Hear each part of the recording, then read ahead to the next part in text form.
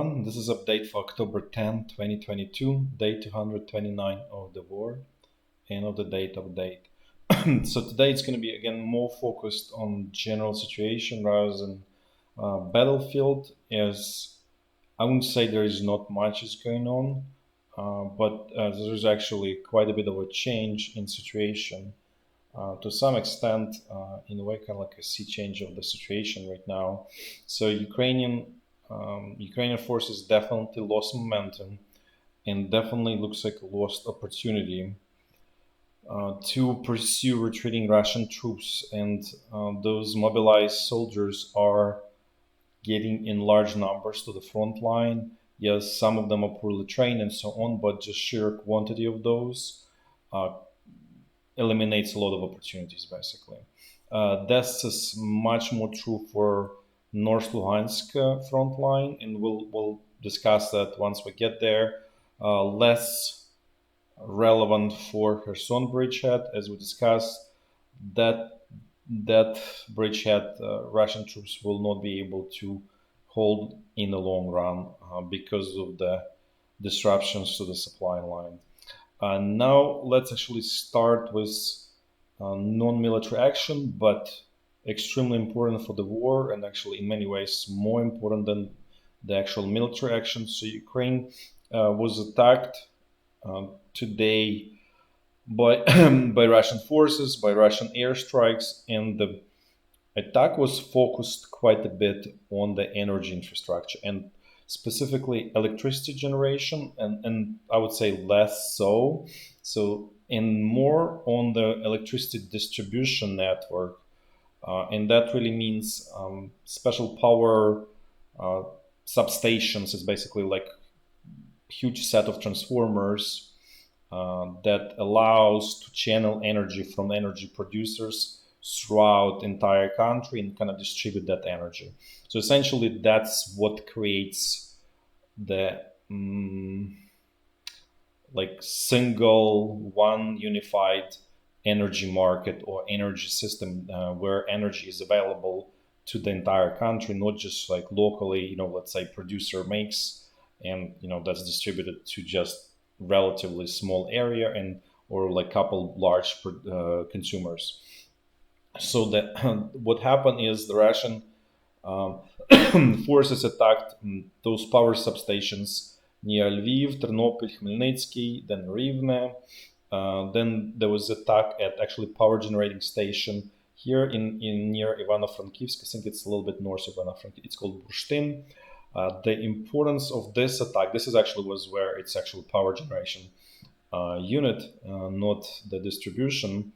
Importance of this is connected to the European uh, power network, to European power distribution network, and that allowed Ukraine to export electricity to Europe.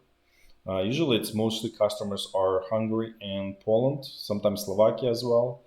And because of we all know the prices for electricity extremely high, was extremely profitable activity for Ukrainian government. It was bringing about 10 to 15 million euros or US dollars at this point per day. So, given that nothing else is working in Ukraine, that was kind of like little kind of gem or diamond in the hands of Ukrainian government that allows them to independently generate value add. So that was destroyed, and probably was clearly destroyed as this desire to undermine economic ability to continue the war. Then there were several attacks around in Kiev area. There also was hits against power generating facilities. And then Kharkiv was attacked. Then there was substation in Sumy region. Then substation in Poltava region, and I think also power generating facility in Kryvyi. So essentially, a significant portion of the country went into blackout, especially all of these western regions: Ternopil, Khmelnytsky, Lviv, Rivne, Lutsk, also in Zhytomyr as well. Then Kyiv, obviously, Poltava, Sumy, Kharkiv. Yeah, I think don't remember if Dnipro was in blackout, but potentially as well. So essentially, you can see that majority of the country is in blackout, and it's kind of like rolling blackouts. Sometimes people have electricity, then they lose it. So basically, the system is not stable at this point, and this is the most important point about all of this. So essentially, the substations, it's kind of like a interconnectors that allow the flow of energy throughout entire country. Think about like they kind of creating one big ring where the electricity is going, and this is obviously superficial explanation. It's not, experts in uh, power distribution system will say this is very primitive or whatever, but just for so we understand, um, for what we need to understand in this situation. But the point is, essentially, those substations, and they exist in different kind of varieties. 330 kilovolt, then there are 110 kilovolt, that's like less stronger, and then 750 kilovolt. The 750 are almost like, think about them like as highways, right? They are most powerful. Those were not attacked by Russian side. Mostly the converters or interconnectors or transformers that were attacked was 330 kilovolt, and as a result of them, a good number of them got hit. The system becomes unbalanced because the energy cannot kind of like flow where it needs freely, right? It can, and because of that, the risk is that the whole system is going to just fall apart into islands. And what I was saying at the very beginning, where the power generation facility will be able to provide only, local area with electricity, and that's it. And there areas that are located somewhere like further, like let's say 200 kilometers away or something, they will not get electricity because there is no, this interconnectors are broken essentially, right? So it doesn't. So this ring is getting chopped into many pieces, and so this is what's really happening right now. The Ukrainian authorities, they're still trying to regain control after this hits. Mm, we'll see in the next couple of days what happens. But at this point, the system, if let's say Ukrainian authorities are successful and they regain control, the system is literally on the edge. So another serious, or even not even at that many hits, even what is really like necessary to completely crash the entire energy distribution system is really not much. Probably another like 5-10 hits by the missiles, and the whole system is going to simply collapse. And that really means that the country could be like, will separate into islands, as I said, and the sort of rewiring, reconnecting the whole network into one probably will take quite a bit of time, because also transformers are, it takes quite, there's big lead time to produce them. They not like sort of like inventory items. They many cases they're custom made, and so that really means that it will take, it's a long lead time to make them, so it probably could be a couple months and so on. So the whole system can, the basically Ukraine as a country, the way we kind of used to, because we always leave like electricity always available, will cease to exist for at least a couple of months. And we're going into winter, that's really going to get even significantly worse, right? Because repairing everything in the winter is going to be extremely challenging. So again, so this will lead to completely disaster situation potentially in Ukraine. So that's the sort of problems and the essence of this strikes. As a result of those strikes, Europe and well, Germany and the U.S. promised enter anti-missile defense systems, like I'm talking about the industrial ones, sort of similar to the NASAMS. Uh, but as I mentioned before, they relatively short range. I think it was like 30, 40 kilometers and 20 kilometers stops. And you need, as you, there are a lot of this, not a lot, but good number of this transformer stations, these interconnectors. So you need good number of them, and Ukraine was promised, like I think, four from Iris-T, four from Germany is totally not sufficient, and then probably something from the US, also a no number. But to kind of like protect this whole system, you need quite good number of this air anti-air systems. It's not about not 10, not 20. It's probably number in um, high two digits, probably 80, 90, 100, maybe even 110 to really secure the whole energy infrastructure and energy distribution infrastructure. And that's very big question if that's available. I'm very skeptical about that that's available, or that will be provided to Ukraine. So this whole attack, why this happened, I didn't actually mention that. This was in response, obviously, to attack to at the Crimean Bridge.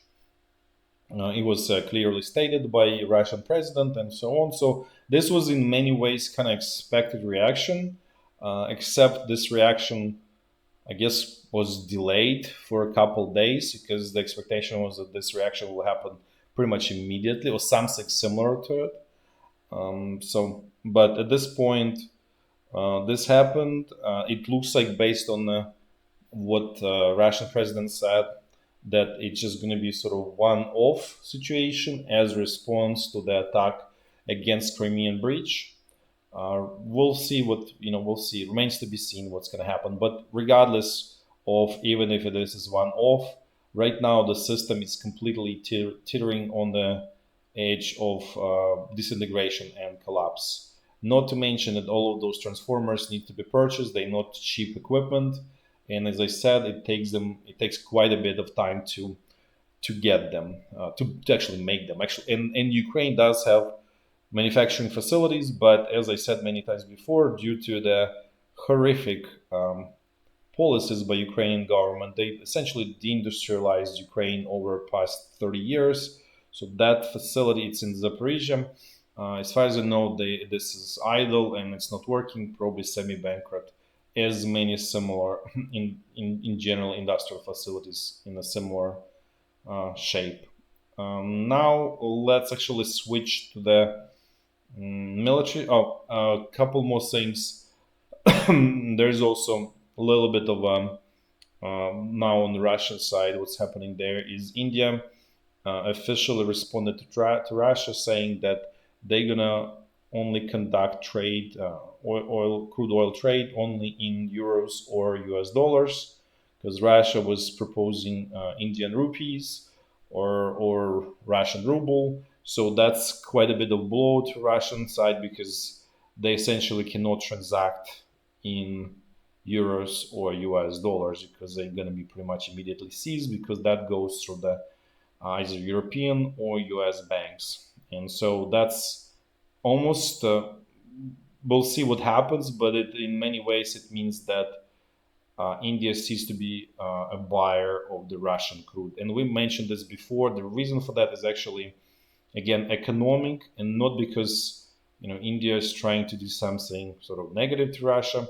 Simply, they don't need Russian crude at this point, because they can get like sort of nearby crude at better prices than Russia can offer. So they simply, there's no need for that. Before, when that really tells us that the global economy is really cooling off quite a bit, and the demand for crude oil is going down tremendously. And obviously, the OPEC Plus meeting was very telling, when the output was cut by 2 million barrels per day. So that's quite.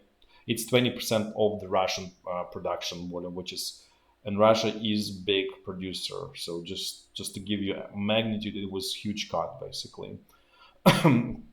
We'll see if that sort of where that goes, but that will be the situation with crude oil essentially will be determined by the interest rates, and mostly U.S. interest rates. So what's going to happen in U.S. That will drive to great extent what's going to happen actually economically, and what's going to happen to Russia, because essentially Federal Reserve is the most powerful weapon against Russia. This was This is actually not openly discussed, and probably not sort of most people don't realize it. But that's the interest rate is millions times more potent than actual military actions, because that really destroys the economy, and like hiking interest rates kills prices for commodities, because it actually kills demand, obviously, for that reason, not because someone won't just reduce the prices of commodities. Then then one last sort of strategic topic is there is now open admission in the European Union that the existing business model is broken, and I don't think there is understanding how what sort of how to replace it. So all of this model of essentially Germany exporting equipment and cars to the world and to China is essentially broken, because it was based to great extent on cheap energy, and that energy was coming from Russia, and the way it was, they were getting it through natural gas, right?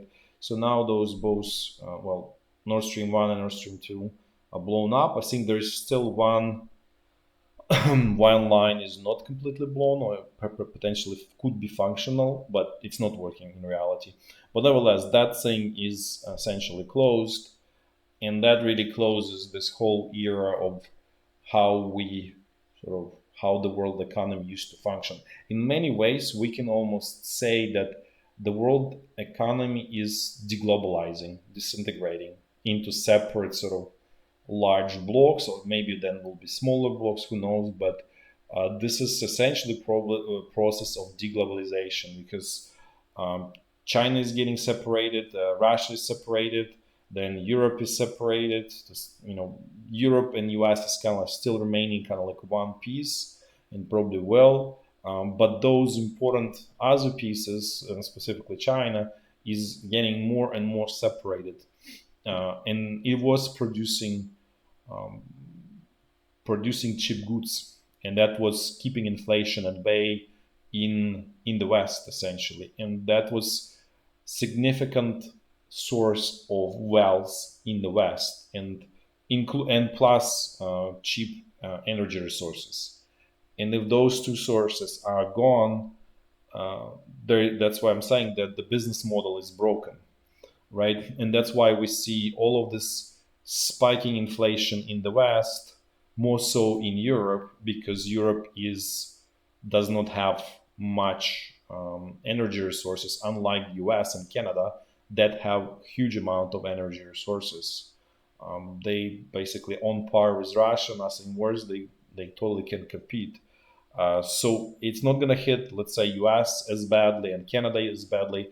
The sort of the problem is going to be in Europe, and obviously Germany, because the government there is still pursuing this completely, um, I would say, insane policies, economic energy policies, where they don't realize the world has changed, and the only way for them to survive at this point is to turn on nuclear and to turn on coal power generation, because otherwise it's the whole society will disintegrate and fall apart there.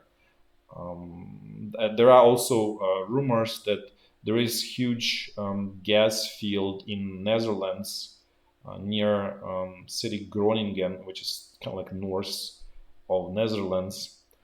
That's really huge. It was conserved, and no natural gas was extracted from it, and it might be unsealed. The reason it was sort of sealed, but because there is potential risk of earthquakes, right? Because once if you think about this, it's like you have huge cavity underground, right? Once that is stable, because you have pressure of the natural gas there. Once you suck out natural gas, pressure goes down.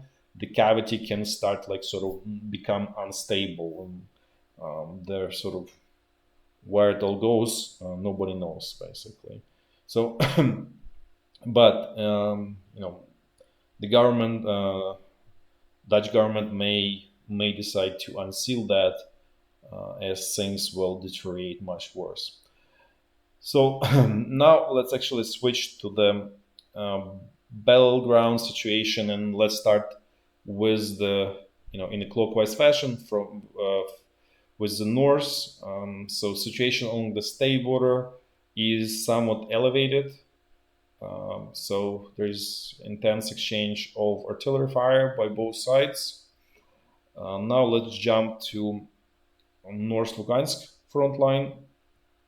So here is uh, what is known is that, and this is like what Russian side is sources claiming, that they actually managed to do successful counterattack, and they captured this village Terny here.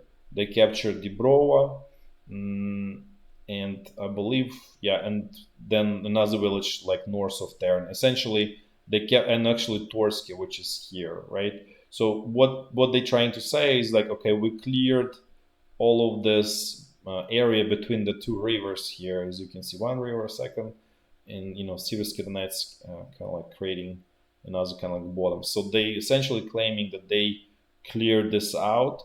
There's no confirmation for this. This is just um, totally unverified, information from essentially Russian propaganda sources, which tend to lie quite a bit. So, but what is for sure true is there were counterattack, basically Russian attacks in this area towards Terny. Where the situation is will become clear in a couple of days. And this is what's really happening, and that's what I said. There is a sea change where Russian troops and Russian command now is actually trying to retake initiative from Ukrainian command, from Ukrainian troops, and aggressively starting to attack. And big part of it is that there is steady inflow of the Russian mobilized soldiers to on the battlefield, right? And also equipment, and just large increasing number of troops. First of all, prevents Ukrainian troops from continuing their advance, and eventually there is a critical mass where the Russian command can counterattack and seize initiative into their own hands.